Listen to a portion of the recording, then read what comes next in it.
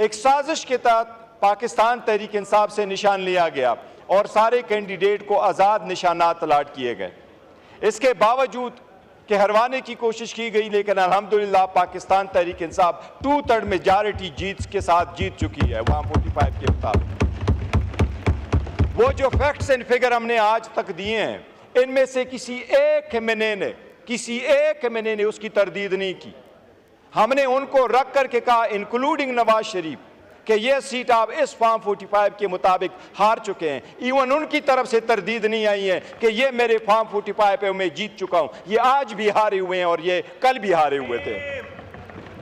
जो रिजर्व सीटें हमारी आई, जनाब स्पीकर, रूल ऑफ लॉ यही है, सुप्रीमेसी ऑफ पार्लियामेंट यही है, जमहूरी अक़दार यही है कि तस्वीर का एक तरीक़ाकार है। सबसे पहले हम इलेक्शन कमीशन गए, फिर हाई कोर्ट चले गए, सुप्रीम कोर्ट आए। सुप्रीम कोर्ट के 3 जज साहिबान ने इनका नोटिफिकेशन सस्पेंड किया।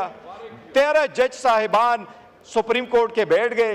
11 जज साहिबान ने अपने राय दी। उन्होंने यूनानिमसली ये होल्ड किया कि पाकिस्तान तहरीक इंसाफ पॉलिटिकल पार्टी थी, है और रहेगी।